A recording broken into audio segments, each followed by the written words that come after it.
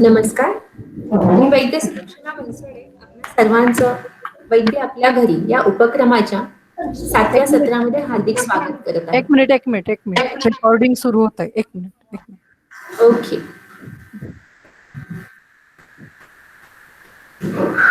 ठीक आहे. नाही एक मिनिट.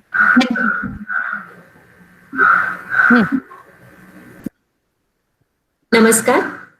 मी वैद्य सुलक्षणा बनसोडे वैद्य आपुल्या घरी या उपक्रमाच्या 7व्या सत्रात आपलं सर्वांचं हार्दिक स्वागत करत आहे. कसे आहात आपण सर्वजण? आनंदी आहात ना? आणि व्यायाम करताय ना? नसाल तर आजच्या मुहूर्तावरती संकल्प करा आणि सुरुवात करा. आपणा सर्वांनाच विजयादशमीच्या तसेच धम्मचक्र प्रवर्तन दिनाच्या हार्दिक शुभेच्छा. आरोग्याच्या आपल्या संकल्पना स्पष्ट होण्यासाठी आम्ही म्हणजेच आनंद आयुर्वेद प्रतिष्ठान व ग्राममंगल ही आरोग्यपूर्ण मालिकांची उपक्रम चालवत आहोत. स्वास्थ्य रक्षण, व्याधीक्षमत्व, आहार, व्यायाम इत्यादी अनेक विषयांवरती आजपर्यंत व्याख्यानं आपण झालेली ऐकलेली आहेत. आणि जरी ज्यांनी कोणी ऐकली नसतील तर आनंद आयुर्वेद प्रतिष्ठानच्या फेसबुक पेजवरती आपल्याला ह्या व्याख्यानाची रेकॉर्डिंग मिळतील, तर आपण केव्हाही ती वाचू शकता. सध्या आपल्या सर्वांनाच माहिती आहे की कोरोना महामारीतून आपण सध्या थोडेसे सावरायला लागलेले आहोत. या महामारीमध्ये आपल्याला रोगप्रतिकार शक्तीचं महत्व खूप छान प्रकारे लक्षात आलेलं आहे. याकरता रोगप्रतिकार शक्ती वाढवण्याकरता वेगवेगळ्या गोष्टींचा उपयोग होतो. विविध गोष्टींचा समावेश करून आपण रोगप्रतिकार शक्ती वाढवू शकतो. याकरता आजचे आपले जे व्याख्याते आहेत वैद्य स्वराली शेंडे आपल्याला या व्याख्यानाच्या पुष्पमालेतील दिनक्रम पाळा व आरोग्य सांभाळा या विषयावरती मार्गदर्शन करणार आहेत. वैद्य स्वराली शेंडे आपलं हार्दिक स्वागत. वैद्य स्वराली शेंडे ह्या MD आयुर्वेद असून कर्वेनगर कोथरूड येथे त्यांचं आयुर्वेद व पंचकर्म चिकित्सालय आहे. दंतवैद्यक किंवा दंत चिकित्सक वैद्य शेंडे सरांच्या ह्या सून आहेत. तसं पाहिलं तर दंत चिकित्सा ही आयुर्वेदाची जी शाखा आहे किंवा आयुर्वेदा क्षेत्रातील दंत चिकित्सा दंत वैद्यक ही शाखा सुरू करण्याचं श्रेय ह्या घराण्याकडे जातं. खूप असं मोठं योगदान आयुर्वेदाच्या व्यक्तींसाठी हे आहे. वैद्य स्वराली शेंडे ह्या हर्बनाइज या वेबसाईटसाठी पॅनल कन्सल्टंट तसेच त्यांचे स्वतःचे आयुर्ज्ञान हे आयुर्वेदिक YouTube चॅनल आहे की ज्याचे खूप सारे सबस्क्रायबर आहेत आणि तिथे आपल्याला आरोग्याची आणि आयुर्वेदाची खूप छान अशी इन्फॉर्मेशन आपल्याला सर्वांना मिळते. तर वैद्य स्वराली शेंडे मी आपलं स्वागत करते आणि आपण आपल्या व्याख्यानाला सुरुवात करावी. धन्यवाद. धन्यवाद वैद्य बनसोडे मॅडम. मी आता सुरू करते लेक्चर. सर्वप्रथम मी ग्राममंगल आणि अनंत आयुर्वेद प्रतिष्ठान यांचे आभार मानते की त्यांनी मला आजच्या दिवशी आरोग्याबद्दल बोलण्याची संधी दिली. आयुर्वेदाची जी 2 उद्दिष्ट सांगितलेली आहेत की स्वस्थस्य स्वास्थ्य रक्षणम आणि आतुरस्य व्याधी परिमोक्षणम, यातील स्वस्थस्य स्वास्थ्य रक्षणम म्हणजे प्रकृतीपूर्ण माणसाचे आरोग्य सांभाळण्यासाठी जे काही नियम सांगितलेले आहेत त्यामध्ये दिनचर्या, ऋतुचर्या आणि आहार विहाराचे काही नियम हे येतात. आज आपण त्यातल्या दिनचर्या या भागाबद्दल बघूया. सगळ्यात पहिल्यांदा तर सकाळी उठण्याची वेळ हा मुद्दा घेऊयात. तर आयुर्वेदाने सांगितलेलं आहे की ब्राह्मे मुहूर्ते उत्तिष्ठेत. ब्राह्म मुहूर्त ह्याचा अर्थ सूर्योदयाच्या अगोदर साधारण 1 ते 2 तास उठावे असे आयुर्वेदाने सांगितलेले आहे. त्याच्या मागे काही कारणे आहेत. आयुर्वेद असे सांगतो की पहाटे 2 ते पहाटे 6 हा काळ वाताचा काळ असतो. जेव्हा तुम्ही काही अन्नपदार्थ असेल, द्रव पदार्थ पोटात घेणार असता त्याच्या आधी तुमचे पोट साफ होणे हे आवश्यक असते. ह्या वेळेला जर का उठलं गेलं तर अपानाची गती ही खालच्या दिशेने चांगल्या पद्धतीने काम करत असते. जे वाताची गती चांगली असते त्यामुळे मलनिस्सरण म्हणा किंवा मलप्रवर्तन हे चांगल्या पद्धतीने होतं, म्हणजे पोट चांगल्या पद्धतीने साफ होतं. तुमच्यातल्या काही लोकांना हे अनुभव आलेले असतील की जेव्हा आपली उठण्याची वेळ ही 8 किंवा 8:30 किंवा त्याच्या पुढे जाते त्यावेळेला पोट साफ होणं हे तेवढ्या चांगल्या पद्धतीने होत नाही. वेळेवर उठलं गेलं की पोट हे लवकर साफ होतं. पोट चांगल्या पद्धतीने साफ झालं की अग्नी सुद्धा तेवढा चांगला राहणार आहे, तुमची भूक चांगली राहणार आहे आणि पचन सुद्धा सुधारणार आहे. यामध्ये थोडासा बारकावा असा सांगितला जातो की कायम आधी उठल्या उठल्या ब्रश करण्याच्याही आधी मलप्रवर्तन होणं हे तेवढं आवश्यक आहे. जेव्हा तुम्ही ब्रश करता मुखातला जो वायू असतो प्राणवायू त्याला तुम्ही उत्तेजित करत असता. प्राणवायू हा कुठल्याही पद्धतीच्या आहाराचा किंवा द्रव पदार्थांचा आत घेण्यासाठी काम करत असतो.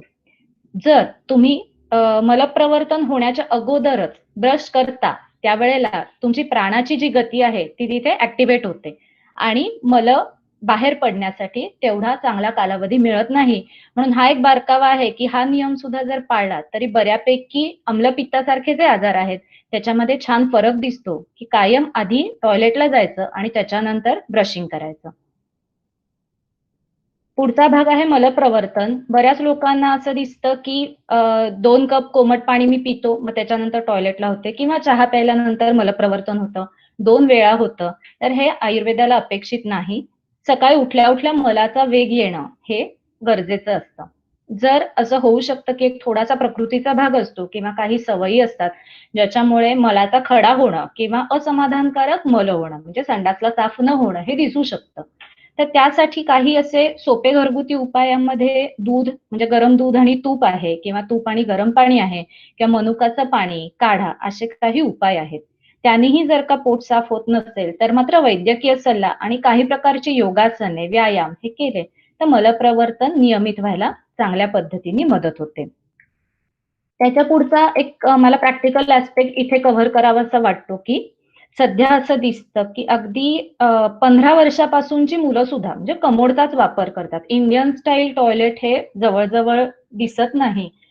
स्पेसिफिकली सांगायला लागतं. लोकल मार्केटमध्ये बनतं म्हणजे आता चांगल्या कंपनीज ते बनवत सुद्धा नाहीत. तर इथे तुम्ही बघू शकाल की अॅनाटॉमी दिसते तुम्हाला की सिटिंग पोझिशन जी कमोडवर म्हणजे वेस्टर्न कमोडवरती बसल्यावरती जी पोझिशन असते त्यामध्ये तुम्ही बघू शकता की आतड्याला एक अँगल येतो आणि ह्या पद्धतीच्या बसण्यामध्ये पोट साफ व्हायला हे जास्त कठीण होतं. सो ज्यांना बेसिकली मलावरोधाची तक्रार आहे, खड्याचा त्रास होतो किंवा वेग आलेला असतो की सेन्सेशन असतं पण बाहेर पडत नसतं. त्या केसमध्ये ही पोझिशन जास्त त्रासदायक ठरणार आहे. मल पटकन बाहेर येणार नाही. स्क्वॉटिंग पोझिशन म्हणजे जे नॉर्मल इंडियन स्टाईल टॉयलेट साठी जी पोझिशन आहे किंवा तागासन म्हणतात त्याला, तर ते जे आसन आहे किंवा त्या पद्धतीचं जर मलप्रवर्तन केलं गेलं तर तुमचं आतडं जे असतं ते सरळ रेषेमध्ये असल्यामुळे मळ जो आहे तो पटकन बाहेर पडायला मदत होते. आता पुढचा प्रश्न मग ऑब्व्हियसली येतो की इंडियन स्टाईल नसेल तर काय करायचं? तर स्क्वॉटिंग स्टूल्स नावाचे काही स्टूल्स मिळतात की जी इथे तुम्ही या माणसाला बघू शकता जो केशरी रंगाचा माणूस आहे तो की पायाखाली एखादं जर स्टूल घेतलं तर तो जो अँगल आहे तो तुम्ही बऱ्यापैकी अचीव्ह करू शकता. सो ज्यांना गुडघेदुखी आहे, खाली बसता येत नाही आणि कमोडवर कंपल्सरी आहे तर त्या लोकांसाठी तुम्ही हाही ऑप्शन घेऊ शकता. त्याच्या पुढचा मुद्दा येतो जो बऱ्याच लोकांमध्ये दिसतो की उशप्पान की सकाळी उठल्यावर किंवा व्हॉट्सअपवरही मेसेजेस येत असतात की तांब्याचा तांब्या रात्रभर भरून ठेवा आणि सकाळी तो प्या की ऍसिडिटी कमी होते. तर अगदी बरोबर आहे. हे खूप ऑब्व्हियस आहे की ज्या लोकांना ऍसिडिटी वाढते त्यांचं जे ऍसिड असणार आहे ते सकाळच्या वेळेला ऍक्टिव्हेटेड असतं कारण रात्रभराचं काही खाल्लेलं नसतं. त्यावेळेला तुम्ही जेव्हा ते पाणी टाकता ते डायल्यूट होऊन तात्पुरती ती ऍसिडिटी कमी झाल्यासारखी वाटते. पण जेव्हा ऍसिडिटी वाले लोक वारंवार रोजच्या रोज हे पाणी पित राहतात तेव्हा बॉडी काय करते तुमची ओव्हर कॉम्पेन्सेशन म्हणजे जे काही तुम्ही ते बॅलन्स करायचा प्रयत्न करतायत ते रिबाउंड ऍसिडिटी हा प्रकार बऱ्याच लोकांमध्ये दिसतो. नाहीतर दुसरं दिसतं की अग्निमांद्य की एवढं जास्त पाणी जेव्हा सकाळी कफाच्या काळामध्ये प्यायलं जातं सकाळी 6 ते 10 मध्ये तेव्हा बऱ्याच लोकांना अग्निमांद्य, ढेकरा येणे, पोट डब्ब होणे किंवा खाण्याची इच्छा न होणे ही लक्षणं दिसतात. आयुर्वेदामध्ये उशप्पान हा एक छोटा भाग म्हणून आलेला आहे पण ते कुणी करावं ह्याच्यासाठी पण काही नियम आहेत. तर पहिली तर गोष्ट अशी आहे की जो माणूस उशप्पान किंवा सकाळी ज्याला पाणी पिण्याची इच्छा आहे त्याला व्यवस्थित भूक लागायला पाहिजे. 2 वेळेला कडकडीत भूक लागली पाहिजे आणि त्याचं अन्नाचं पचन हे व्यवस्थित व्हायला पाहिजे. त्याच्यानंतर रोजचं जे जेवण आहे ते सकाळचं जेवण 10 ते 12 मध्ये आणि रात्रीचं जेवण हे 8च्या आत व्हायला पाहिजे. जे आता बऱ्याच लोकांचं होत नाही. रात्रीची झोप पूर्ण झालेली असली पाहिजे. म्हणजे 11ला उठलं, सकाळी 11ला झोपलं, 5ला उठलं तर तेव्हा तुम्ही फ्रेश पाहिजे. त्याच्यानंतर सूर्योदयाच्या अगोदर 1 ते 1.5 तास, अर्धा ते 1 तास उठलेलं असलं पाहिजे. म्हणजे परत म्हटलं तसं 5ला उठून हे करणं अपेक्षित आहे. तुम्ही ज्या वेळेला उठाल त्याच्यानंतर पाणी पिणं हे अपेक्षित नाही कुठल्याही पद्धतीमध्ये आणि उठल्या ज्यांचं पोट कुठल्याही मदतीशिवाय साफ रोजच्या रोज होतं त्यांनाच उशप्पान हे त्यातल्या त्यात सूट होऊ शकतं. कोणी करू नये तर ज्यांचा कोठा जड आहे, म्हणजे पावटा खाल्ला, वाटाणा खाल्ला, उसळी खाल्ल्या की लगेच गॅसेस होतात, ढेकरा येतात, गॅस पास होतो. त्याच्यानंतर ज्यांची रात्रपाळीची नोकरी किंवा व्यवसाय आहे, हे खूप ऑब्व्हियस आहे की जे रात्रपाळी करतील त्यांचं ऑलरेडी जागरण झालेलं असणार आहे. ती झोप ते दिवसा पूर्ण करणार. तर दिवसा जो माणूस 10:30-11ला उठेल त्याच्यानंतर पाणी पिणं हे कुठल्याही पद्धतीने संयुक्तिक होऊ शकत नाही. त्याच्यानंतर जे नित्य जागरण करतात, जे लोक रोजच्या रोज जागरण करतात, त्या लोकांचा अग्नी जो आहे तो ऑलरेडी त्रासलेला किंवा पित्त वाढलेलं असतं. तर त्या लोकांना उषपान किंवा उगचच पाणी पिणं सकाळच्या वेळेला ह्याचा त्रास होतो. ज्यांना जुनाट कफाचा किंवा पित्ताचा त्रास आहे, ज्या लोकांना जुनाट सर्दी आहे किंवा ऋतू बदल झाला की सर्दी खोकला होतो, छाती भरते, जुनाट अस्थमाचा त्रास असतो, त्या लोकांना पाणी कसं आहे कफकर असल्यामुळे एक्स्ट्राचं जे पाणी जातं, की तहान लागलेली नसताना नियम म्हणून सकाळच्या वेळेला जे लोक पाणी पितात, तर त्याचा कफामध्ये रूपांतर होऊन हा कफाचा त्रास जो आहे तो वाढू शकतो. नंतर जुनाट अग्निमांद्य हे खूप ऑब्व्हियस आहे, की तुमच्या पोटामध्ये तुम्ही असं इमॅजिन करा, की तुमचा जो अग्नी आहे तो एका चुलीप्रमाणे आहे. ही जी चूल आहे ते निखारे फुलवणं गरजेचं आहे. जेव्हा तुम्ही त्याच्यामध्ये पाणी टाकता तेव्हा तो अग्नी जो आहे तो अजून मंद होत जाणार आहे. त्यामुळे ज्यांना भूक न लागण्याची तक्रार आहे त्यांनी तर हे करू नये अजिबात. जुनाट ऍसिडिटीचा त्रास असेल, की सकाळी उठल्या-उठल्या उलटी होते किंवा डोकं दुखतं, घशातनं खाकरे काढल्याशिवाय बरं वाटत नाही. त्याच्यानंतर दमा, खोकला, श्वास. श्वास याचा अर्थ परत दमाच आहे, की दम लागतो जास्त. तर या लोकांनी हे करू नये. हा मुद्दा मला एक घ्यावासा वाटला कारण खूप लोक हे आजकाल करताना दिसतात. म्हणून हा मुद्दा मी इथे कव्हर केला. त्याच्यानंतरचा भाग येतो तो म्हणजे दंतधावन येतो.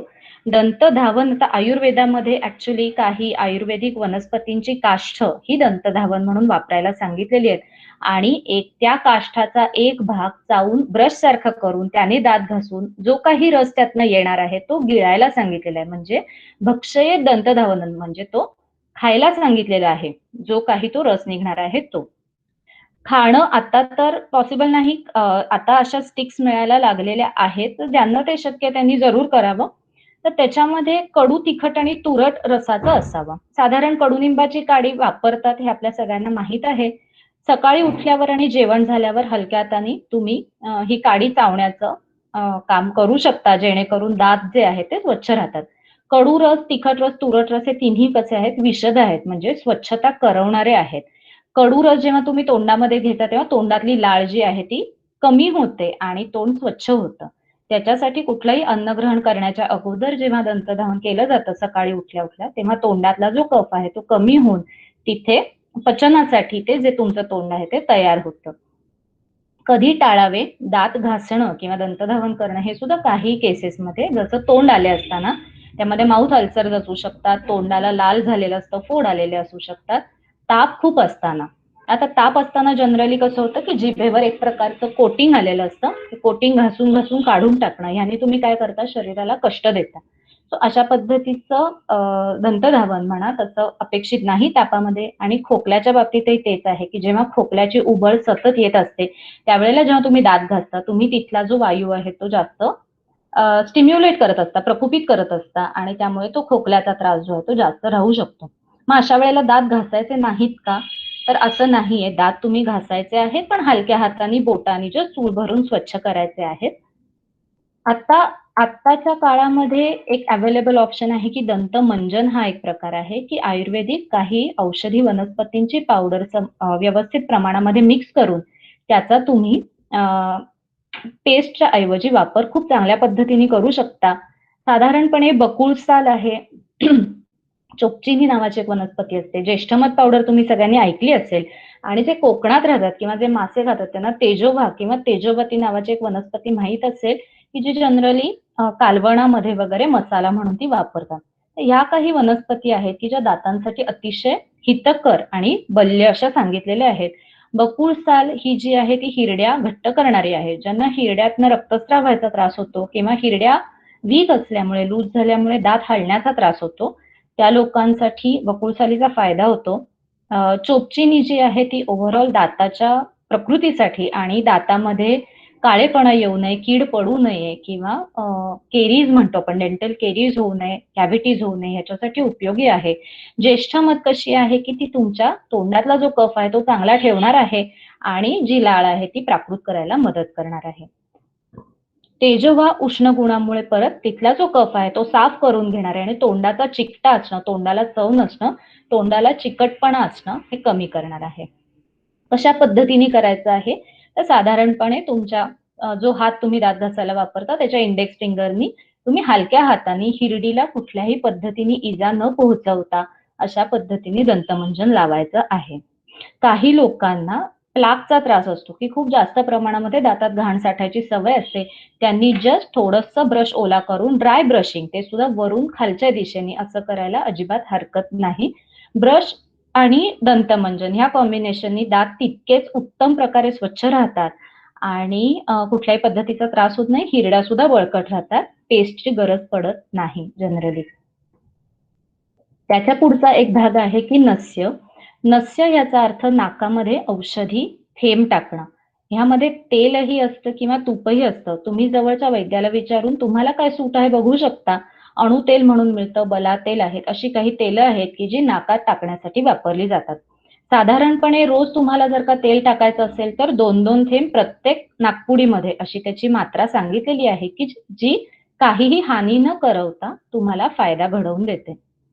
यामध्ये पावसाळा असताना खूप ढगाळ हवा असेल समजा की कोंदटपणा असतो हवेमध्ये, खूप सर्दी असेल की नाक ऑलरेडी खूप ब्लॉक्ड असेल, ताप असताना, खूप कफ किंवा खोकला येत असताना आणि अपचन असताना. अपचन याचा अर्थ की जुलाब किंवा उलट्या सतत होत असतील तर ह्या केसमध्ये हे जर दिनचर्येचा भाग म्हणून जे नस्य सांगितलेलं आहे ते करायचं नाहीये, ते निषिद्ध मानलेलं आहे. ह्याची काही काही कारणं खूप ऑब्व्हियस आहेत की जसं पावसाळा किंवा ढगाळ हवा असताना आपल्या शरीरातला जो कफ आहे तो जागच्या जागी खिळून राहिल्यामुळे जेव्हा तुम्ही नुसतंच तेल किंवा तूप त्याच्यामध्ये टाकता तेव्हा ते त्याच्यामध्ये अडकून पडून नाक किंवा डोकं जड होणं किंवा नाकामध्ये काहीतरी अडकल्याची भावना होणं हे प्रकार दिसतात. सर्दी असताना सुद्धा असंच आहे की जे काही तुम्ही औषधं पोचवणं तुम्हाला अपेक्षित आहे ती तिथपर्यंत पोचू शकत नाहीत सर्दीमुळे आणि उलट तो तिथलं त्रास वाढवू शकतो. ताप असताना करायचा प्रश्न येत नाही. कफाच्या बाबतीतही तसंच आहे की तिथले ब्लॉकेजेस तो वाढवणार आहे आणि अपचनाच्या बाबतीत सुद्धा ते आहे की जे औषधी द्रव्य तुम्ही शरीरामध्ये टाकणार आहात त्याचं तिथे योग्य ठिकाणी पचन होण्यासाठी जो शरीराचा अग्नी चांगला असणं गरजेचं आहे तो सर्दी, ताप, कफ, अपचन ह्यामध्ये नसतो. म्हणून कुठल्याही पद्धतीने आजारी असताना दिनचर्येतला नस्य हा उपक्रम करायचा नाहीये. अदरवाईज 2 सर्द्यांच्या मध्ये वारंवार सर्दी असताना 2 सर्द्यांच्या अटॅक्सच्या मध्ये विशिष्ट पद्धतीच्या तेल किंवा तूप तुम्ही नाकामध्ये टाकलं तर खूप चांगले रिझल्ट दिसून येतात. त्यानंतर हा फोटो तुम्हाला सगळ्यांना कदाचित तुम्ही बघितला असेल, अनुष्का शर्मानी शेअर केला होता ह्याच्यावरती ट्विटरवरती बहुतेक की ती त्याच्यामध्ये ऑइल पुलिंग करताना दिसते. तर सध्या ऑइल पुलिंग या शब्दाला खूप ग्लॅमर प्राप्त झालेलं आहे. आयुर्वेदामध्ये हे दिनचर्याचा भाग म्हणून सांगितलेलं आहे. फक्त त्याचं नाव कवल किंवा गंडूश अशा पद्धतीने आहे. कवल याचा अर्थ की तुम्ही अशी तेलाची मात्रा तोंडामध्ये धरणं की जी तुम्हाला तोंडात फिरवता येईल. म्हणजे साधारणतः 1 ते 2 चमचे तेल तोंडामध्ये धरून ते तोंडात फिरवणं याला कवल असं म्हणतात. आणि गंडूश याचा अर्थ पूर्णच्या पूर्ण तोंड जेव्हा तुम्ही तेल किंवा औषधी काढ्याने भरून ठेवता तेव्हा त्याला गंडूश म्हणतात. साधारणपणे दिनचर्येचा भाग म्हणून कवल आपण रोज करणं चांगलं असतं. त्यामध्ये नारळाचं तेल तुम्ही घेऊ शकता किंवा नारळाचं तेल आणि तीळ तेलाचं मिश्रण त्याची बाटली जर एखादी करून ठेवली तर सकाळच्या वेळेला दंतमंजन झाल्यावर मे बी तुम्ही काही काम करत असताना सुद्धा तुम्ही तोंडात ते धरून ठेवू शकता. त्याच्यासाठी वेगळा वेळ काढायची गरज पडत नाही. पण त्याचे रिझल्ट खूपच चांगले आहेत. साधारणपणे तोंडातल्या सर्वच अवयवांना बळकटी देण्याचं काम हे तेल करतं किंवा कवल किंवा गंडूश हा उपक्रम करतो. दात बळकट होतात. आता ओव्हर ब्रशिंग असेल किंवा खाण्यापिण्याच्या सवयी असतात की ऍसिडिक खाणं हे आपल्या सगळ्यांच्या खाण्यामध्ये आलेलं आहे. त्यातून म्हणजे जे पाणी आहे ते सुद्धा ऍसिडिक झालेलं आहे. वेगवेगळ्या रसायनांच्या फॅक्टऱ्यांमधनं तिथे पाण्यामध्ये आपल्या मिक्स होतंय. ते पाणी आपण किती फिल्टर केलं तरी मायक्रो अमाऊंट्स मध्ये जे वेगवेगळे मिनरल्स त्रासदायक शरीरात जात आहेत तर त्याच्यामुळे आम्लता जी शरीरातली वाढलेली आहे ती दातांसाठी खूप हानिकारक असते. तुमचे दात झिजणं हा प्रकार पटकन होऊ शकतो. दात आणि हाडं ह्या बाबतीत असं आहे की ते झिजून तुम्ही चालत नाही. म्हणजे तुम्ही ते रिव्हर्स नाही करू शकत. एकदा दुधाचे दात पडून गेले आणि नवीन दात आले की तुम्ही रिव्हर्स नाही करू शकत दात झिजले की. त्याच्यामुळे दात झिजू न देणं आणि हाडं बळकट ठेवणं हे आपल्या हातात आहे. तर दात झिजू न देण्यासाठी सुद्धा कव्हरचा खूप चांगला फायदा होतो. ज्या लोकांना सेन्सिटिव्ह टीथ असतात किंवा गार किंवा गरम स्पर्श सहन होत नाही पटकन किंवा सळसळल्यासारखं होतं, आईस्क्रीमची कळ डोक्यात जाते, तर अशांना कव्हर कंटिन्युअस काही दिवस जर केलं तर ह्या सेन्सिटिव्ह टीथ ह्या प्रॉब्लेम मध्ये खूप चांगला फरक पडतो. काही मुलांमध्ये मी असं 1-2 पेशंटमध्येच होतं की त्या मुलीला कोणीतरी सांगितलं की ब्रश करणं हे खूप चांगलं असतं. जेव्हा ती लहान असतात तेव्हा ते मग प्रत्येक जेवणानंतरच पेस्ट घेऊन खूप दात घासतात जोरजोराने. त्याच्याने काय होतं, ज्या घर्षणाच्या क्रियेमुळे दाताच्या वरचा जो लेअर असतो ज्याला एनेमल म्हणतात तो बऱ्यापैकी झिजतो आणि खालच्या ज्या नसा आहेत त्या एक्सपोज होतात. आणि ही जी फर्स्ट स्टेज आहे त्यामध्ये बऱ्याच लोकांना दाताची सळसळ होणं किंवा त्याला आयुर्वेदात दंतहर्ष असं म्हणतात, तर ती लक्षणं दिसतात. ह्या जे क्षरण झालेलं असतं ते पटकन भरून येण्यासाठी सुद्धा कव्हरचा फायदा होतो. हिरड्या मजबूत होतात, सूज कमी होते. त्याच्यानंतर कधी कधी असं दिसतं की ज्या लोकांमध्ये हिरड्या सुजल्यामुळे रक्त येतं, ब्रश लागला की रक्त येतं, तोंडाला खराब वास येत असतो, सूज असल्यामुळे दातांची मुळं वीक होतात आणि त्याच्यामुळे दात हलतात, हे सर्व लक्षणं जी आहेत ती कमी व्हायला मदत होते. आणि दुसरी गोष्ट म्हणजे प्रिव्हेंटही होतात की पुढे जाऊन हे त्रास होऊ नयेत ह्याच्यासाठी सुद्धा दिनचर्येचा भाग म्हणून हे अवश्य करावं. मी म्हणलं तसं की ह्याच्यासाठी तुम्हाला वेगळा वेळ काढायला लागत नाही. तुम्ही स्वयंपाक करत असताना किंवा तुमची बाकी कामं करत असताना सुद्धा साधारण 5 ते 10 मिनिटं वेळ जरी तुम्ही ह्याच्यासाठी काढलात तरी सुद्धा याला दातांसाठी लाईफ लॉंग खूप फायदा होऊ शकतो. त्याच्यानंतर पुढचा एक भाग आहे बऱ्यापैकी दुर्लक्षित भाग दिसतो, अभ्यंग, की वर्षानुवर्ष अंगाला तेल लावलं जात नाही. फक्त नरक चतुर्दशी टू नरक चतुर्दशी किंवा जे काही ते दिवाळीचे 4 दिवस असतात त्यावेळेला आवर्जून अभ्यंग तेल विकत आणून तो अभ्यंग केला जातो. पण दिनचर्येचा एक भाग म्हणून रोजच्या रोज अंगाला तेल लागणं हे खूप महत्वाचं सांगितलेलं आहे. शक्यतो तीळ तेलाने करावं. काही ठिकाणी असं वाचलेलं असतं पेशंटनी की मोहरीच्या तेलाने अभ्यंग केला की सांध्यांना चांगला फायदा होतो. तर ऑब्व्हियसली होतो, पण मोहरीचं तेल कसं आहे थोडंसं उष्ण असल्यामुळे काही पेशंटमध्ये त्याची ॲलर्जी येऊ शकते. जेव्हा दिनचर्येचा भाग म्हणून तुम्हाला रोजच्या रोज अभ्यंग करणं अपेक्षित आहे तेव्हा तीळ तेलाने करणं हे चांगलं असतं. जर तुम्ही ते कोमट करून लावलं तर अजून चांगलं, की जेणेकरून त्याचं जे जीर्ण आहे किंवा आतपर्यंत पोहोचणं हे पटकन होतं. कायम जे तुमचे हातपाय आहेत तिथे मसाज करतानाची गती ही हृदयाच्या दिशेने ठेवावी. आता त्याच्यामध्ये 2-3 प्रश्न सर्वसामान्यतः फेस केले जातात की मग आमच्या कपड्याला वास येईल का? तर पहिला मुद्दा असा आहे की रात्रीच्या वेळी जेव्हा तुम्ही नुसतं हातापायाला थोडंसं तेल लावता आणि कमरेला असेल तर त्याचा वास कपड्यांना लागत नाही. जेव्हा खूप मसाज केला जातो, स्टीम केली जाते, त्याच्यावर कपडे घातले जातात तेव्हा कपड्याला वास लागू शकतो. जर तुम्ही रोजचं जे थोडंसं तेल अंगाला लावता त्याला तसा वास येत नाही. दुसरा एक प्रश्न असतो की एवढा वेळ मी काढू शकत नाही. तर जेव्हा तुम्ही डेली बेसिसवरती अभ्यंग करणार आहे ना, की कोणीच असं सांगत नाही की तुम्ही अर्धा तास, 1 तास रोज मसाज करा शरीराला. तुम्ही अगदी 2 ते 5 मिनिटं जरी तेल लावलं तरी सुद्धा तेल हे सूक्ष्म स्रोतोगामी असल्यामुळे ते तुमच्या शरीरामध्ये जाणार आहे. आणि जसं सिस्टमॅटिक इन्व्हेस्टमेंट प्लॅन प्रमाणे तुम्ही आत्तापासून जे पैसे टाकत जाता 10 वर्षांनी जो तुम्हाला फायदा दिसतो ना, तो तुम्हाला आत्तापासून तुम्ही रोज हे दिनक्रमाचे उपक्रम पाळले की 10 वर्षांनी तुम्हाला लक्षात येईल की तुमचं शरीर हे किती चांगल्या स्थितीत आहे, ज्यांनी हे केलं नाहीये त्यांच्यापेक्षा. सांधे बळकट राहतात, हाडं स्ट्रॉंग राहतात. त्याच्यानंतर कुठल्याही प्रकारची दुखणी जरी आली, कंबरदुखी असेल, मानदुखी असेल, तर ती एवढ्या सिव्हिअर लेवलपर्यंत जात नाही. ती अतिशय कंट्रोल किंवा कमी प्रमाणात आलीच तर होते. त्वचेतील वात शांत होतो. जी अँझायटी सध्या वाढलेली दिसते लोकांमध्ये किंवा एक हायपर नेचर आहे, चिडचिड वाढलेली आहे, तो सुद्धा एक वाताचा प्रकार आहे. तर तो जेव्हा तुम्ही त्वचेला तेल लावता तेव्हा तो वात शांत होतो आणि तुम्हाला स्वभावातला सुद्धा स्वतःचा बदल दिसतो, की ज्याला स्नेह म्हणतात. तेलाला किंवा हे जे प्रकार आहेत फॅट्सचे त्याला स्नेह म्हणतात आयुर्वेदामध्ये, की हे जो स्नेह आहे, प्रेम, तर ती भावना जी आहे ती सुद्धा जागृत होते आणि जी चिडचिड होत असेल, अँझायटी इश्यूज असतील तर तेही कमी व्हायला मदत होते. त्याच्यानंतर शरीराला दृढता प्राप्त होते, की तुमची जी कपॅसिटी असते ती वाढते आणि त्वचा जी आहे ती चांगली राहते.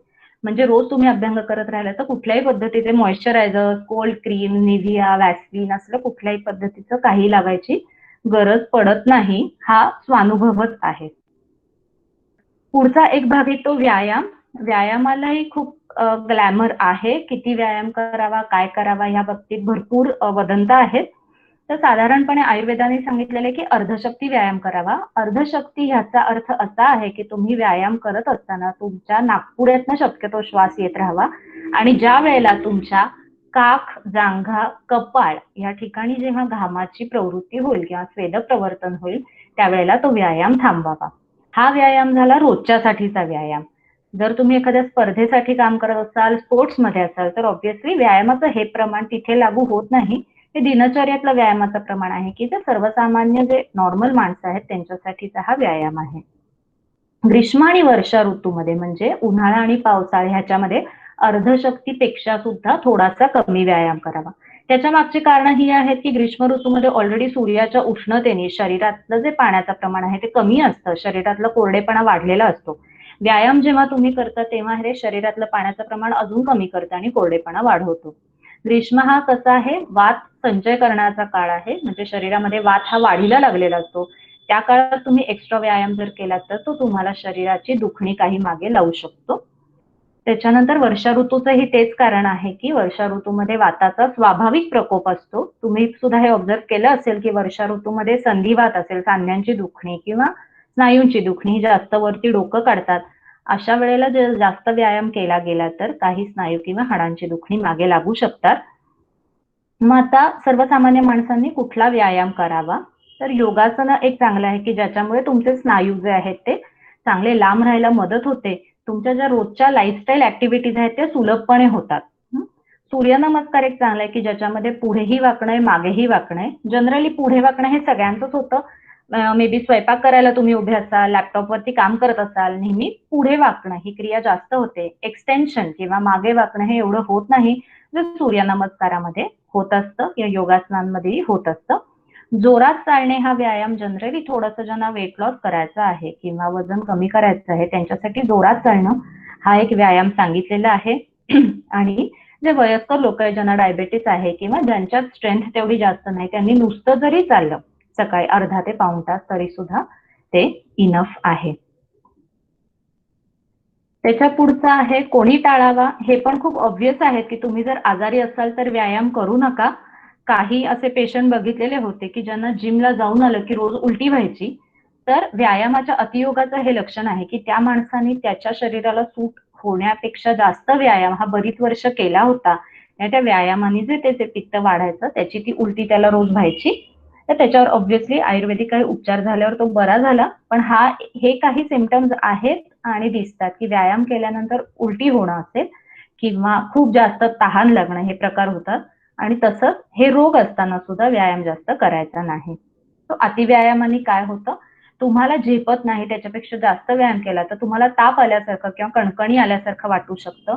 खूप जास्त तहान, त्याच्यामुळे चक्कर येणं, त्याच्यानंतर श्वसनाचे काही विकार मागे लागू शकतात आणि हृदयविकार हेही दिसू शकतात. तर हे सुद्धा काही असे डॉक्टर्स मध्येच दिसलेले आहे की जे खूप एक्स्ट्रा व्यायाम करतात आणि त्या प्रमाणात जर वाताची शरीरातल्या काळजी घेतली नाही तर त्यांच्या हृदयावरती ताण हा येऊ शकतो. त्याच्यामुळे व्यायाम करताना हा विचार करून करावा. परत मी म्हटलं तसं स्पेसिफिक स्पोर्टच्या स्पर्धेसाठी किंवा अशा पद्धतीचा व्यायाम असेल तर तो पूर्णपणे वेगळा भाग आहे. रोजच्या व्यायामासाठी एवढा व्यायाम हा पुरेसा आहे. प्रकृती पण असते प्रत्येक माणसाची. जनरली जे कफ प्रकृतीचे असतात किंवा ज्यांच्यामध्ये कफाधिक्य असतं ते थोडेसे गुटगुटीत किंवा गुटगुटीतपणाकडे झुकणारे, पटकन ज्यांच्यामध्ये वेट गेन होतो किंवा हालायला त्यांना फारशी इच्छा नसते, अशा टाईपचे जे लोक असतात त्यांना मुद्दामून जास्त व्यायाम करण्याची गरज असते. पित्त प्रकृतीचे जे लोक आहेत ज्यांची मध्यम चण असते, खूप जास्तही वजन नसतं खूप कमीही नसतं, तर त्यांनी मध्यम व्यायाम म्हणजे जास्त पण नाही कमी पण नाही, म्हणजे साधारणतः 20 ते 25 मिनिटं किंवा अर्धा तासाचा करावा.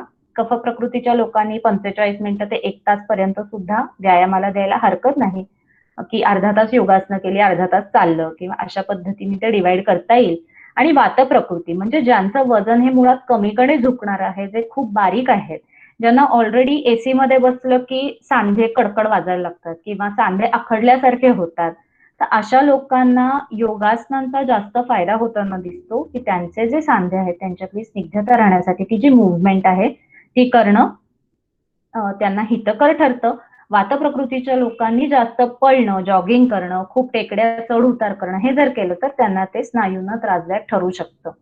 वात प्रकृतीच्या लोकांनी हेही लक्षात घ्यायला पाहिजे की अभ्यंगपूर्वक व्यायाम करा किंवा व्यायामानंतर तरी अंगाला तेल अवश्य लावा, की जेणेकरून व्यायामामुळे जो काही शरीरामध्ये वात वाढलेला असतो तो कमी व्हायला मदत होते आणि लॉंग टर्म काही हाडांची किंवा स्नायूंची दुखणी मागे लागत नाहीत.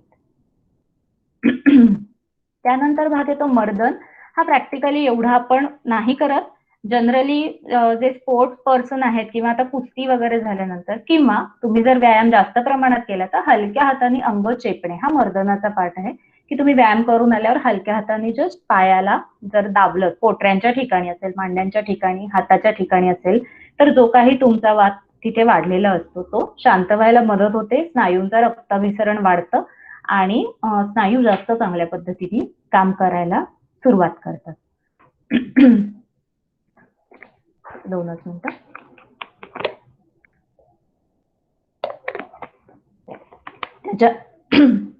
त्याच्या पुढचा भाग आहे स्नान किंवा आंघोळ. आपण उष्णकटिबंधीय प्रदेशामध्ये राहत असल्यामुळे कंपल्सरी रोज सगळेच आंघोळ करतातच. स्नान करताना कायम डोक्यावरून काही लोकांना सवय असते की रोजच डोक्यावरनं गरम पाण्याने ते आंघोळ करतात.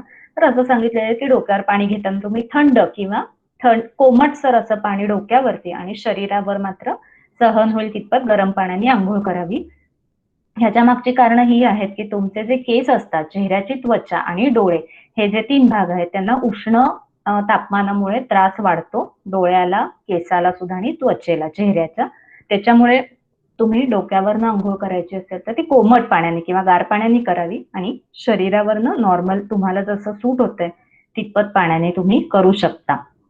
स्नानाचे उपयोग काय आहेत तर अग्निवर्धन, भूक लागते आंघोळ झाल्यानंतर, शरीराची ताकद वाढते, कारण जेव्हा तुम्ही आंघोळ करता तेव्हा त्वचेतला रक्ताभिसरण वाढत असतं आणि जेव्हा ते रक्ताभिसरण वाढतं तेव्हा ते शरीराची ताकद वाढवणार आहे. आयुष्यकर आहे. आयुष्यकर या शब्दाखाली अशा गोष्टी आहेत की तुमचं आयुष्य जे काही तुम्ही जगणार ते उत्तम पद्धतीचं आणि चांगल्या प्रकृतीने जगाल, हा अर्थ आहे ऍक्च्युली आयुष्यकरचा.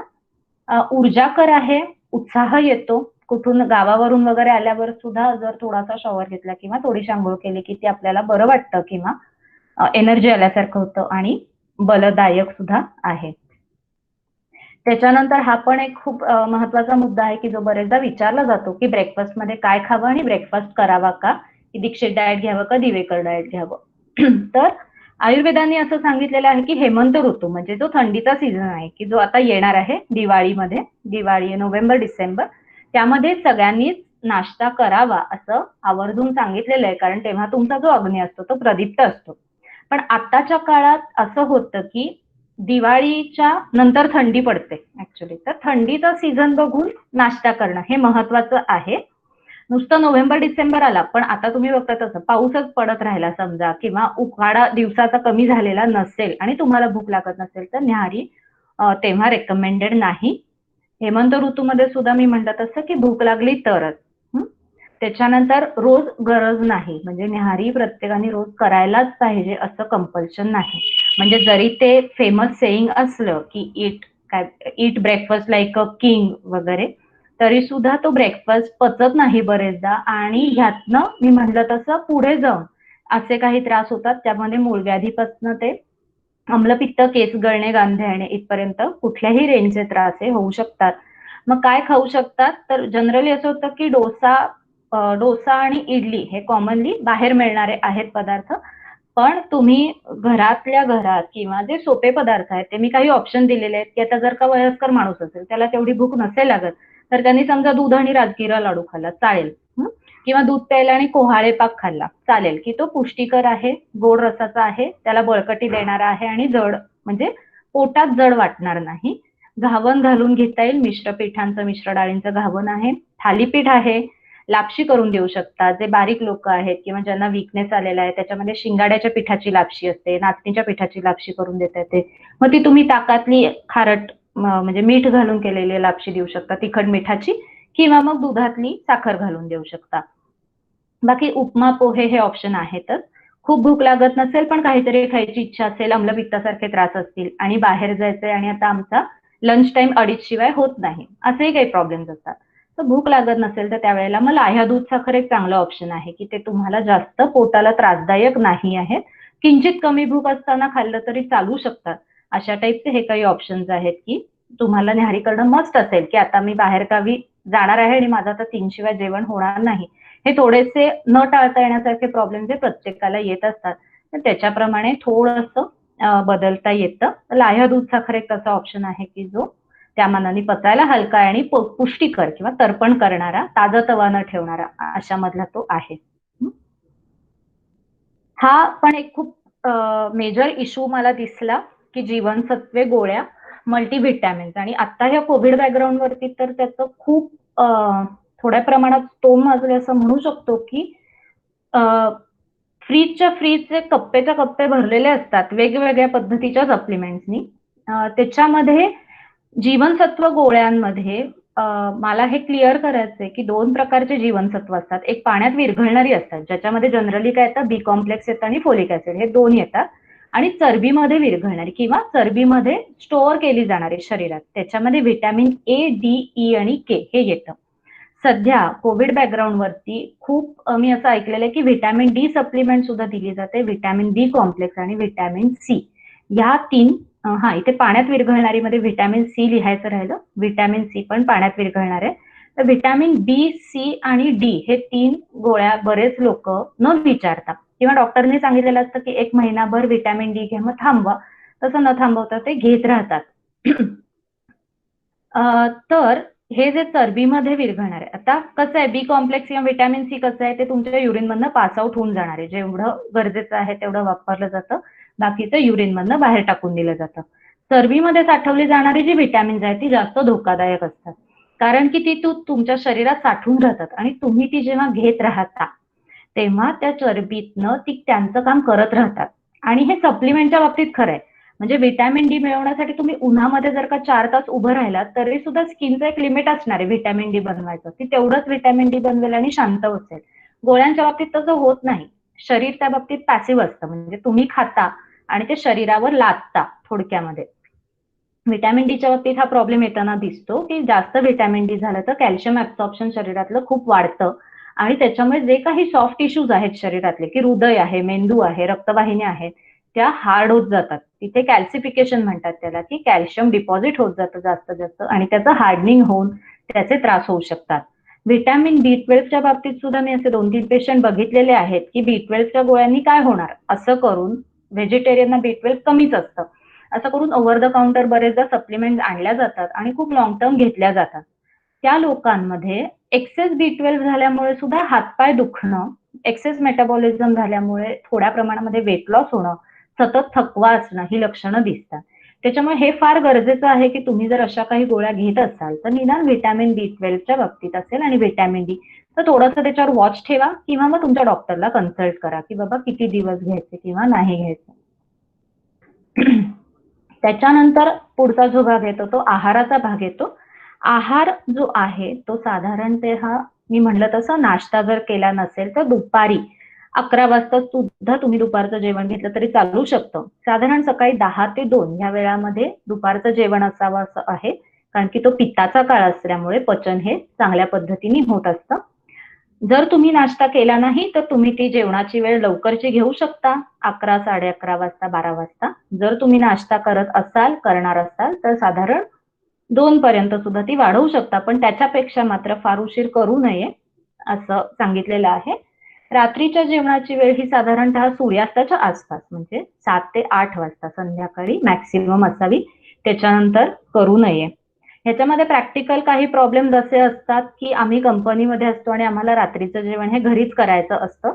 तर त्याच्यामुळे आम्ही घरी आलो, की मग 10, 10:30 वाजता आम्ही जेवतो.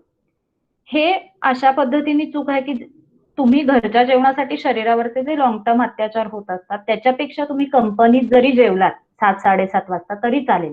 घरी आल्यानंतर मग अशा वेळेला कधी-कधी भूक लागते, जागरण झालेलं असतं, तर त्यावेळेला मग तुम्ही सूप असेल एखादं, मुगाचं कढण असेल किंवा थोडंसं गाईचं दूध सुद्धा हरकत नाही. लाह्या असतील असं खाऊन तुम्ही रात्री एकदम हलकं लिक्विड असं खावं असं रेकमेंडेड आहे. आहारामध्ये कुठल्याही पद्धतीचं टोक नको, म्हणजे फक्त तिखटच पदार्थ, फक्त खारटच पदार्थ किंवा गोड पूर्ण बंद, किंवा असं असतं की धान्य अजिबात खात नाहीत, फक्त कडधान्य आणि भाज्या खातो किंवा फक्त सॅलडच खातो. हल्ली सॅलड फूड डिलिव्हरी सिस्टीम निघालेली आहे की रोजच्या रोज तुमच्या कामाच्या ठिकाणी असेल, घराच्या ठिकाणी सॅलडचं हे पोहोचवलं जातं पार्सल. तर त्या केसमध्ये काय होतं की सॅलड कसं आहे, कुठल्याही पद्धतीचं जेव्हा कच्चं तुम्ही सतत खात राहता ते पचवण्यासाठी शरीराला ताकद लागते कुठली. पहिली गोष्ट म्हणजे कच्चं खाणं हे शरीराला पचू शकत नाही. मॉडर्न ह्याच्याप्रमाणे सुद्धा. कारण की जे पानं पचवण्यासाठीचा जो एन्झाईम आहे तो मनुष्याच्या शरीरात नसतो. मग हे लोक का खायला सांगतात? त्याच्यात त्यांचे 2 उद्देश आहेत की एकतर फायबर खाल्ल्यामुळे पोट भरल्याची भावना होते आणि तुम्ही मग बाकीचा आहार जास्त करत नाही. आणि दुसरी गोष्ट म्हणजे कच्चं खाल्लं की त्यातनं तुम्हाला न्यूट्रिएंट्स आणि फायबर मिळतात. तर बेसिकली हे इथे लक्षात घेणं गरजेचं आहे की शिजवता तुम्ही जेव्हा भाजी आणि पोळी भाजी म्हणून खाता तेव्हा सुद्धा फायबर तुम्हाला मिळणारच आहेत. आपण गव्हाचं पीठ न चाळता कोंड्यासकट जेव्हा घेतो तेव्हा ते जे काही फायबर नेसेसरी आहे ते आहेत. त्याच्यासाठी जेवणाच्या ऐवजी बाउल भरून गाजर काकडी खाणं किंवा बाउल भरून मी लेट्युसची पानं, पनीर आणि काय ऑलिव्ह ऑइल त्याच्यावर टाकून ते खाणं, लिंबाचा रस, तर हे चांगलं नाही. अशा पेशंट्समध्ये, अशा माणसांमध्ये ढेकरा येणं, डोकं दुखणं, गरगरल्यासारखं होणं, पोट अतिशय जड राहणं हे लक्षणं दिसतात. त्यामुळे साहीही रसांचा म्हणजे तुम्ही भारतीय ताट डोळ्यासमोर आणा आणि अगदी त्याच्याप्रमाणे आहार घेतला तर सगळ्यात सोपं की मध्यभागी भात वरण किंवा पोळी भाकरी असते. त्याच्यानंतर उजव्या बाजूला भाजी असते की जी शिजवलेली असते. शिजवलेली असणं अपेक्षित आहे. डाव्या हाताला ज्या चटण्या आणि कोशिंबिरी असतात की जे कच्च्या ह्याच्यामध्ये येतात व्यंजनांमध्ये, की कच्च्या भाज्यांच्या केलेल्या कोशिंबिरी ते तेवढ्या प्रमाणात म्हणजे 1 चमचा भाग तेवढंच खाणं अपेक्षित आहे. त्यामध्ये सुद्धा कोशिंबीर करताना नुसते स्लाइसेस खाण्यापेक्षा जर तुम्ही त्याला व्यवस्थित चिरून त्याच्यावर लिंबू पिळून तूप जिऱ्याची फोडणी देऊन जर ती केली तर ती सुपाच्य होते. म्हणजे चांगल्या पद्धतीने ती पचली जाते. ज्या लोकांना जेवणानंतर पोटामध्ये डब्बं होतं किंवा थोडंसं अर्धी पोळी खाल्ली तरी माझं पोट भरल्यासारखा फील येतो, त्या लोकांनी सैंधवार्द्रक योग जरूर ट्राय करावा. की साधारणपणे आल्याचा 1/4 इंच म्हणजे किती एक 3-4 mm चा तुकडा थोडासा किसून म्हणजे एक चिमूटभर किसलेलं आलं आणि त्याच्यामध्ये एक चिमूटभर सैंधव असं जेवणाच्या अगोदर जर का खाल्लं तर हे प्रॉब्लेम कमी व्हायला मदत होते. कायम आहाराची सुरुवात ही मधुर रसाने करावी. मधुर रस याचा अर्थ साखर असलेला किंवा गूळ असलेला किंवा मध असलेला पदार्थ असा होत नाही. मधुर रसामध्ये साधारणतः सगळी धान्य येतात. त्या धान्यांमध्ये मग तांदूळ असू शकतो, गहू असू शकतो, ज्वारी असू शकते. त्यांनी सुरुवात करावी. म्हणून आपण कायम भाताने किंवा पोळी ही मेजरमध्ये ठेवलेली असते आणि त्यांनी सुरुवात करतो. आता ते खाल्ल्यानंतर डेझर्ट खाणं किंवा खाल्ल्यानंतर कॉफी, चहा पिणं हे जे पद्धत पडायला झाले, रूढ झालेली आहे, की जेवण ऑर्डर केलं जातं आणि मग डेझर्ट म्हणून मग काहीतरी खाल्लं जातं. ही आपल्या पोटाला सूट होणारी नाहीये. आपल्यासारख्या उष्णकटिबंधीय देशात तर ती अजिबातच चांगली नाही पद्धत. ह्यानी वजन वाढणं किंवा एक्सेस फॅट वाढणं, लिथार्जी वाढणं, स्लगिशनेस येणं ही लक्षणं नक्की दिसणार आहेत. आंबट आणि खारट पदार्थ हे कायम मध्ये-मध्ये खायचे. त्याच्यामध्ये वेगवेगळ्या प्रकारची चटण्या येतात, लोणची येतात, व्यंजनं ज्याला आपण म्हणतो, की ज्याला थोडंसं मीठ तिखट लावून चव वाढवणारं आणि आंबट रस कसा आहे अनुलोमन करणारा आहे. म्हणजे तुमचा जो आहार आहे तो खालच्या दिशेने घेऊन जायला मदत करणारा आहे. म्हणून वरण भाताबरोबर कायम थोडंसं लिंबू असतं, मीठ असतं, तूप असतं, की त्यांनी स्निग्धताही वाढते आणि खालच्या दिशेने ते जे अन्न आहे ते घेऊन जायला मदत होणार आहे. आणि शेवटी कडू आणि तिखट पदार्थ असावेत. त्याच्यामध्ये साधारणतः आपली पोळी भाजीचं असतं. त्याच्यात तुम्ही ताक सुद्धा घेऊ शकता. ते थोडंसं कषाय रसात्मक, तुरट रसात्मक आहे. ते सुद्धा तुम्ही सगळ्यात शेवटी घेऊ शकता. ताकाच्या प्रमाणाबाबतीत सुद्धा एक आहे शंका की किती प्यावं. तर ताक जे आहे ते 1 वाटीभर पुरे आहे. खूप ताक प्यायलं म्हणजे खूप पचनशक्ती चांगली होते असं नाहीये. म्हणजे जसं खूप औषध घेतलं की पटकन रोग बरा होतो असं नसतं. तसंच आहे ते की ते ताक तेवढ्या प्रमाणात रोजच्या रोज घेणं हे महत्वाचं आहे. ताक करताना कायम दह्यापेक्षा निदान 4 ते 5 पट पाणी टाकून आणि रवीने घुसळलेलं म्हणजे दोन्ही बाजूनी त्याची मूव्हमेंट व्हायला हवी आहे. नुसतं ब्लेंडरने किंवा हँड मिक्सरमध्ये केलेलं ताक हे ह्या ताकाचे गुण तसे दाखवत नाही. त्याच्यानंतर खूप जर बारीक व्यक्ती असेल, जिचं वजन ऑलरेडी खूप वाढत नाही, तिने खूप ताक नाही प्यायलं तरी चालेल. तिला जर ताक प्यायची आवड असेल तर तिने साईच्या दह्याचं ताक करून प्यायलं तर त्यांना चांगला फायदा दिसू शकेल. ज्यांना घशाचे आजार आहेत, खूप बोलण्याचं काम असतं, काही समुपदेशक असतात, दिवसा लेक्चररशिप असते की 4-4, 5-5 तास बोलतात. अशा लोकांनी मात्र ताक जे आहे ते रात्रीच्या वेळेला अवश्य टाळावं. ताक कसं आहे की वृक्ष आणि कोरडं असल्यामुळे ते घशातला कफ कमी करणार आहे. ज्यांना कफाचे विकार आहेत, कफ जास्त सुटतो, कफ जमा होतो, त्यांच्यामध्ये रात्रीच्या वेळेचं ताक हे त्रासदायक ठरू शकतं. सो त्यांनी हे लक्षात घेणं अपेक्षित आहे की ताक हे हेल्दी फूड म्हणून जरी असेल, पथ्यकर असेल, अन्नपचन वाढवणारं असेल, तरी प्रत्येकाच्या प्रकृतीप्रमाणे हे प्रमाण वेगळं आहे. पण साधारणपणे 1 वाटी ताक दुपारच्या जेवणात सगळ्यांना सूट होताना दिसतं. त्याच्यानंतर पुढचा एक भाग येतो की संध्याकाळचं जेवण हे सूर्यास्ताच्या आधी किंवा आसपास घेतलं पाहिजे. भूक नीट लागत नसेल आणि कामाच्या गडबडीने 4-5 वाजता खाणं होत असेल तर रात्री मुगाचं कढण तुम्ही घेऊ शकता. हे पण बऱ्याच आत्ता मध्ये दिसलं की 5-6 वाजता खूप कडकडून भूक लागलेली असते कारण ऑफिसचं काम बऱ्यापैकी झालेलं असतं. मग तेव्हा काहीतरी समोसा चाट खाणं होतं किंवा मग इडली खाणं होतं आणि मग रात्री भूक लागत नाही. रात्री भूक लागत नाही आणि मग उशिरा भूक लागते 11 वाजता. असं काहीतरी ते विचित्र होतं. तर बेटर हे आहे की मग 4-5 वाजता खाणं खाताना हे स्ट्रिक्ट राहायचं आहे की तेव्हा काहीतरी हलकं, जसं म्हटलं तसं लाह्यांपासून केलेला पदार्थ जर खाल्लात आणि घरी आल्यानंतर 7-8 वाजता जेवण हे ऑप्शन आहे किंवा 4-5 वाजता जर तुम्ही हेवीच खाणार असाल काहीतरी तर मग रात्रीच्या वेळेला मुगाचं कढण हा ऑप्शन चांगला आहे. त्याच्यानंतर जेवणानंतर फळे खाऊ नयेत. जसं जेवण झाल्यानंतर गोड खाऊ नये तसाच प्रकार आहे हा की जेवणानंतर फलाहार की ऍपल कापलं, आंबे कापले किंवा अशा टाईपचं होऊ शकतं. तर ते कधीतरी ऑब्व्हियसली ठीक आहे, पण हे रोजच्या रोज जर असा हे होत असेल उपक्रम की असं होतं की कंपनी कॅन्टीनमध्ये जेवण झालं की मग फ्रूट डिश मागवली जाते किंवा मग फ्रूट ज्यूस घेतला जातो. तर हे जेवणानंतर तुम्ही जेव्हा करता तेव्हा ते पचन व्यवस्थित होत नाही. पण फळं ही मुळात गुरुरसाची आहेत, जड आहेत. गोड रसाची असल्यामुळे ती पचनाला बाधा आणतात. म्हणजे एकदा पचनक्रिया सुरू केल्यावर तुम्ही त्याच्यात गोड रस टाकणं हे अपेक्षित नाहीये. सुरुवातीला खा किंवा 2 जेवणांच्या मध्ये खा. हे 2 ऑप्शन आहेत. त्याच्यानंतर कुठली फळे खावी त्याच्यामध्ये सगळ्यात खरं तर असं आहे की सीझनल खावी. आता असं दिसतं की 12ही महिने सगळीच फळं मिळत असतात. पण तरी सुद्धा एक आपल्याला कॉमन सेन्स म्हणा किंवा जनरल नॉलेजनी माहीत असतं की बाबा कलिंगड, टरबूज, आंबा हे कधी येतात? उन्हाळ्यामध्ये येतात. त्याच्यानंतर पावसाळ्यात जनरली फळं खूपशी येत नाहीत. म्हणजे पूर्वी नाही यायची, तर तेव्हा ती फळं खाऊ नयेत. हिवाळ्यामध्ये परत तुम्ही खाऊ शकता. उन्हाळ्यामध्ये पाणी जास्त असणारी फळं जी आहेत ती आवर्जून खाल्ली जावी. त्याच्यानंतर तुम्ही राहता तिथली फळे, म्हणजे तुम्ही उद्या US मध्ये राहायला गेलात किंवा कॅनडामध्ये असाल, तर तिथली जी काही ती आहेत की ड्रॅगन फ्रूट आहे, काय ते पॅशन फ्रूट, अजून तिथली जे टँजरीन्स वगैरे जी फ्रुट्स आहेत ती तुम्ही खाऊ शकता. भारतात जेव्हा तुम्ही राहता उष्णकटिबंधीय प्रदेशामध्ये, तेव्हा इथले जे उगवतात म्हणजे जसं आता आपण महाराष्ट्रात राहतो तर महाराष्ट्रातले काय आहेत बाबा संत्री, मोसंबी, सीताफळ, केळी, पपई, चिक्कू, आंबा. तर ही फळं खाणं हे चांगलं. व्हिटॅमिन सी साठी मी किवी खातो. मग काय म्हणजे अशा टाईपचं एक दिसतं की किवी हे हल्ली खूप असं वाढलेलं आहे त्याचं प्रमाण की किवी खाल्लं की प्लेटलेट काउंट चांगला राहतो वगैरे.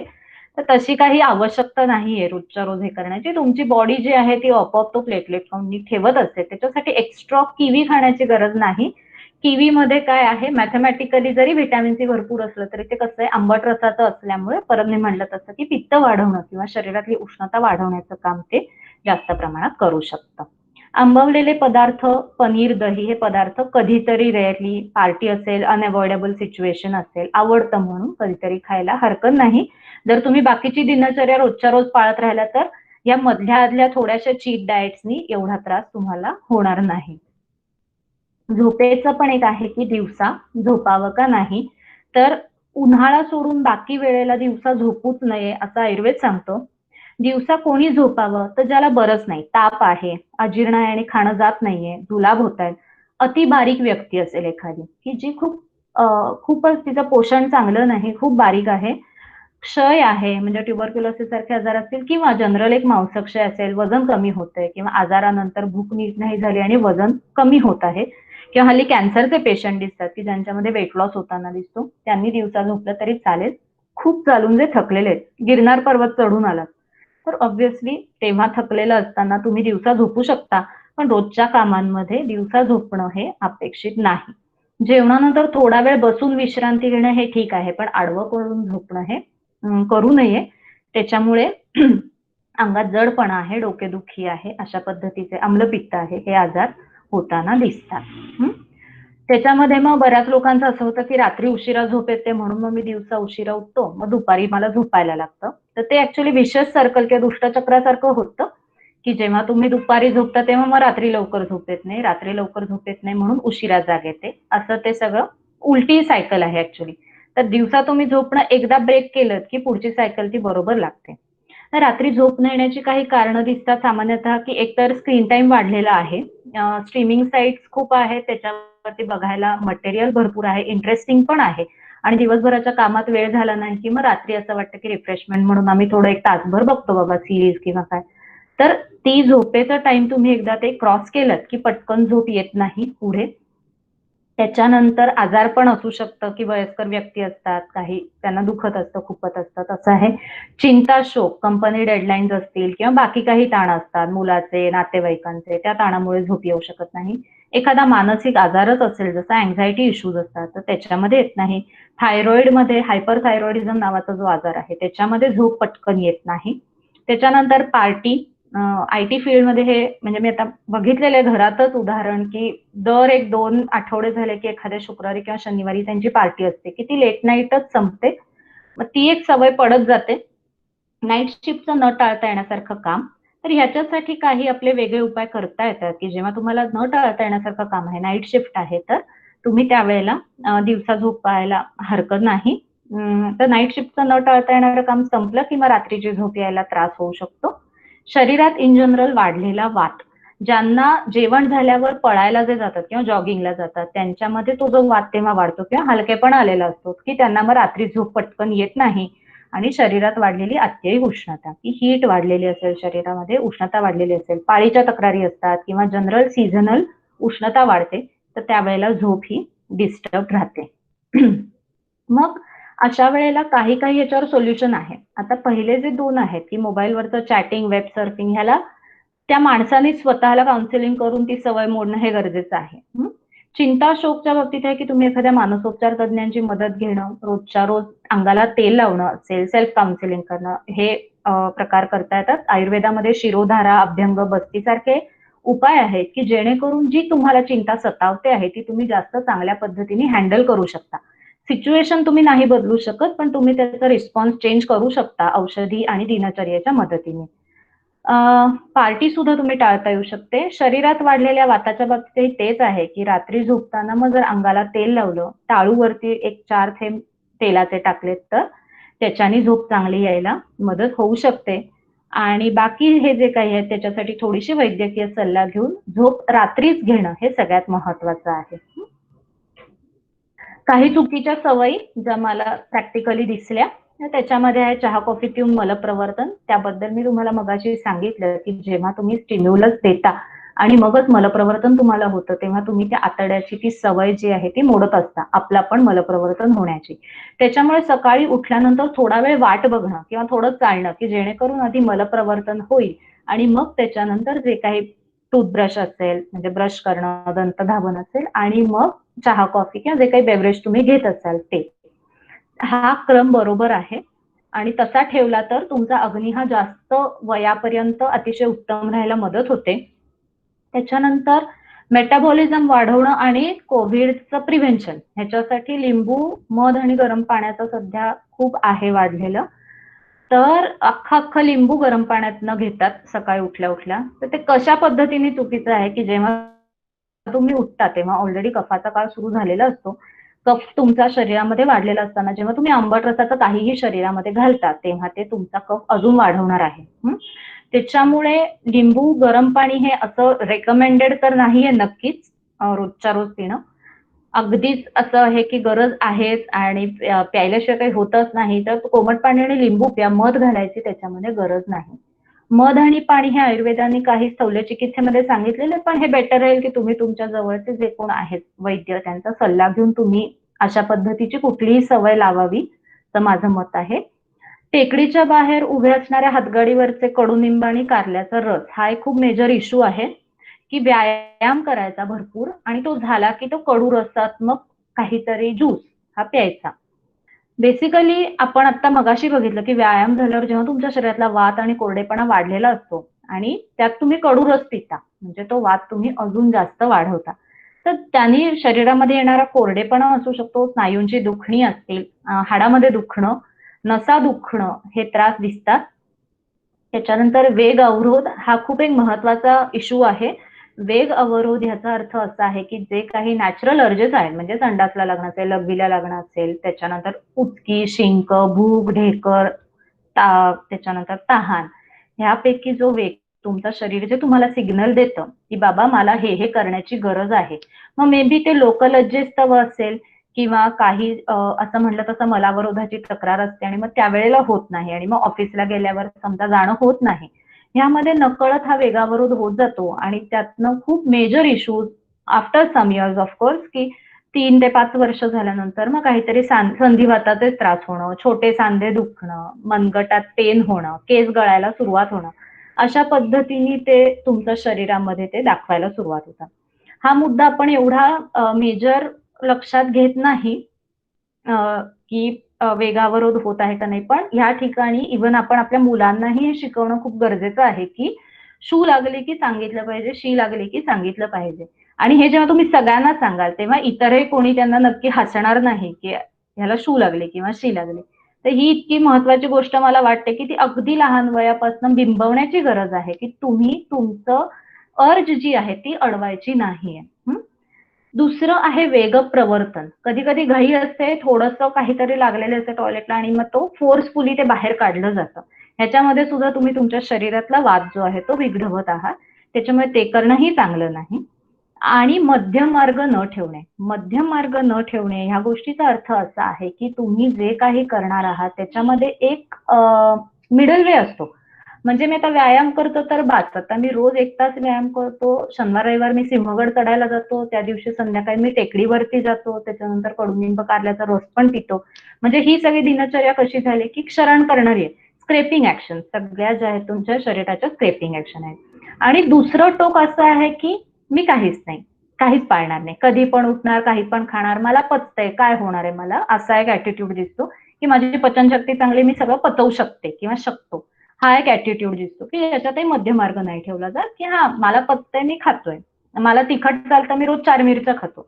तर ऑब्व्हियसली एक थोडासा भाग असतो सहनशक्तीचा किंवा सहत्वाचा.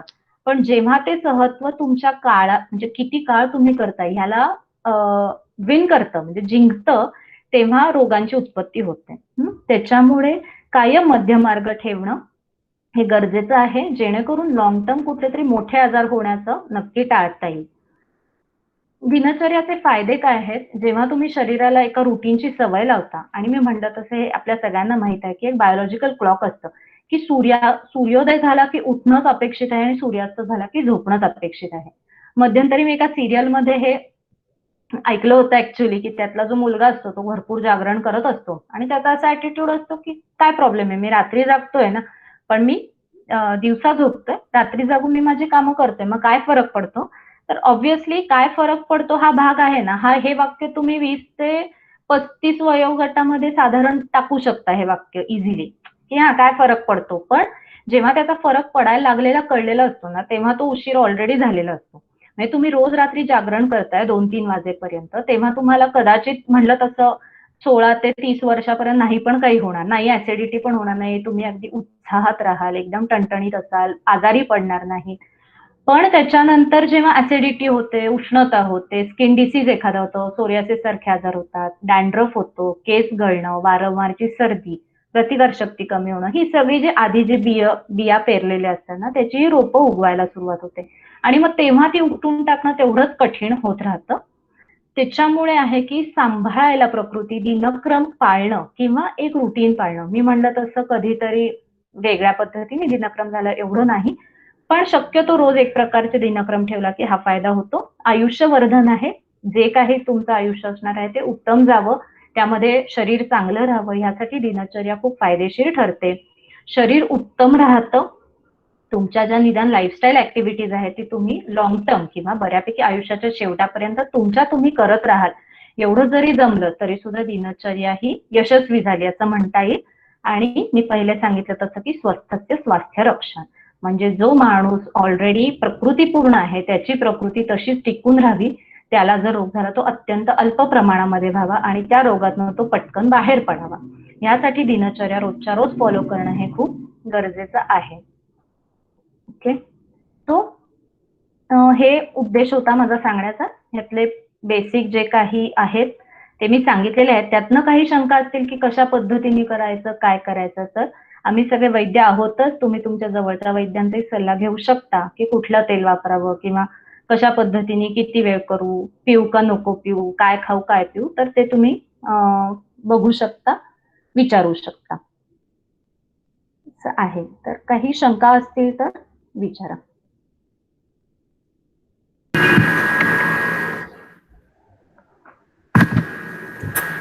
धन्यवाद स्वराली.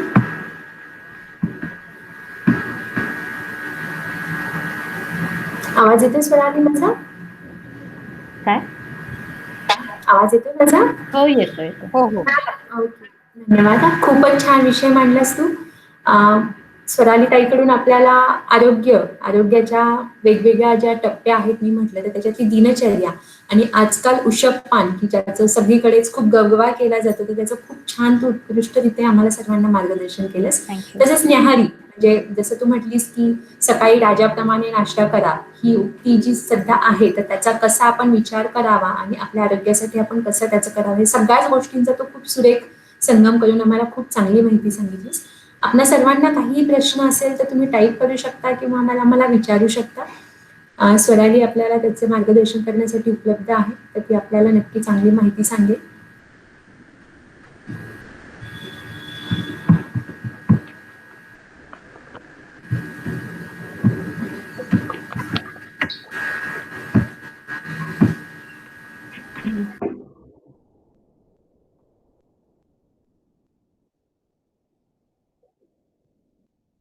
मी स्क्रीन शेअरिंग बंद करू का?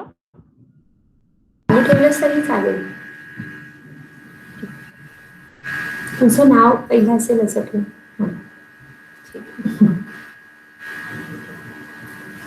मी जसं सुरुवातीला सांगितलं की आधीची जी व्याख्यानं आहेत ती आपल्याला सर्वांना जर ऐकायची असेल तर जसं अनंत आयुर्वेद प्रतिष्ठानच्या फेसबुकवरती आपल्याला ती व्याख्यानं ऐकायला मिळतील त्याचप्रमाणे ग्राममंगलच्या देखील फेसबुक पेजवरती आपल्याला ती व्याख्यानं ऐकायला मिळणार आहे तर तिथे सुद्धा आपण त्याचा उपयोग किंवा त्याचा वापर ऐकण्यासाठी उपयोग करू शकता.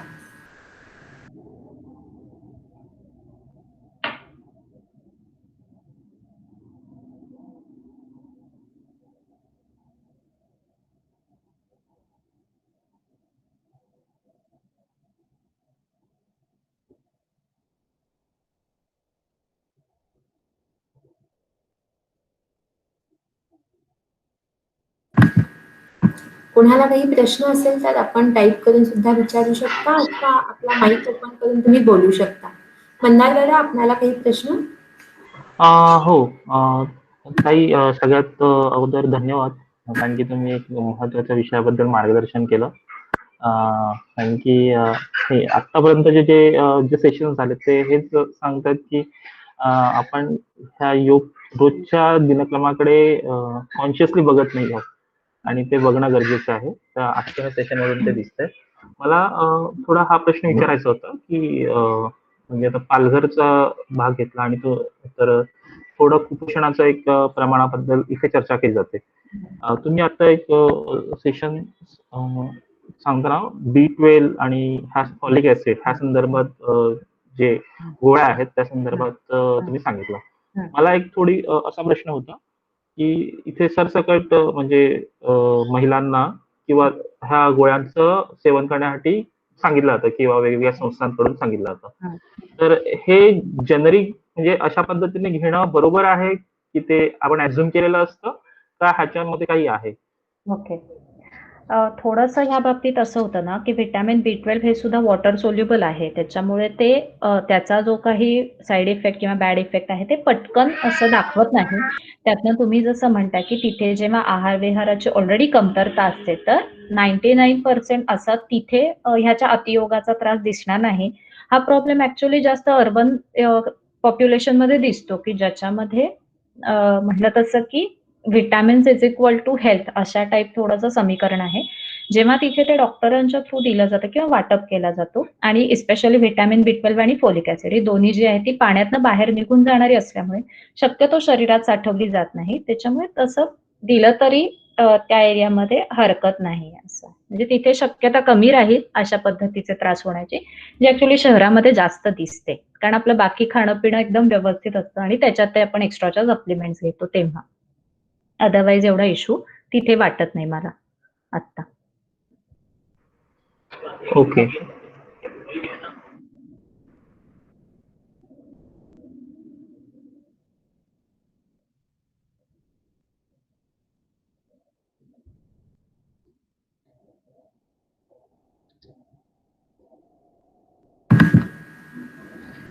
अजून इतर कोणाला काही प्रश्न असेल तर आपण माईक ओपन करून विचारू शकता अथवा टाईप करू शकता.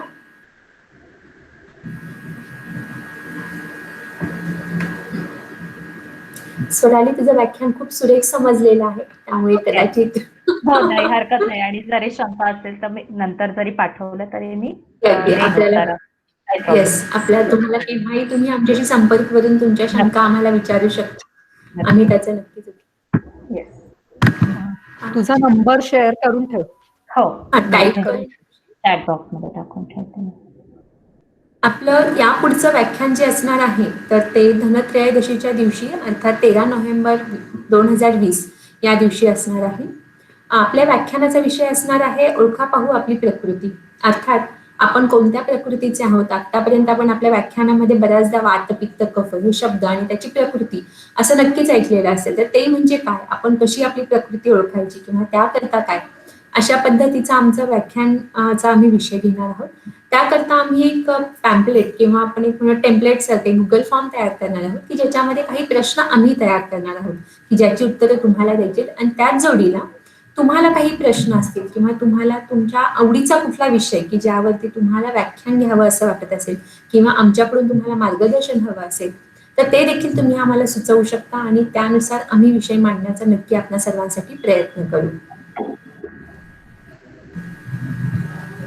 मेघनाताई, अजून काही? एक मिनिट. हा, तसंच त्या दिवशी आम्ही सगळ्याच जणी असू इथे हजर आणि तुमचे जे काही प्रश्न असतील ते सगळे म्हणजे आम्ही तिथे लाईव्ह सुद्धा घेऊ आणि जे गुगल फॉर्म वरून येतील तेही आम्ही तिथे त्याची उत्तरं देण्याचा प्रयत्न करू.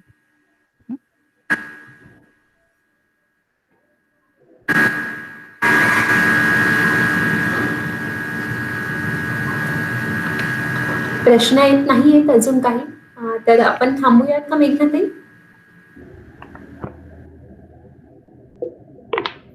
हो हो, चालेल. मंदार दादा, आपलं धन्यवाद. आपण आम्हाला हे खूप छान एक प्लॅटफॉर्म ओपन करून दिलेला आहे आणि त्यामार्फत आपण अनंताई प्रतिष्ठान आणि ग्राममंगल या संयुक्त पद्धतीने ही जी व्याख्यानमाला घेत आहोत त्याचा उपक्रम खूप सुरेख प्रकारे चालू आहे. आपल्याला हे सगळे रेकॉर्डेड व्याख्यानं ही फेसबुकवरती पुन्हा एकदा ऐकण्यास उपलब्ध आहेत, तर आपण सर्वांनी त्याचा नक्की लाभ घ्यावा. पुन्हा एकदा आपण भेटूया 13 नोव्हेंबरला अर्थात धनत्रयोदशीच्या दिवशी. सर्वांचे धन्यवाद. थँक्यू स्वराली. थँक्यू. थँक्यू.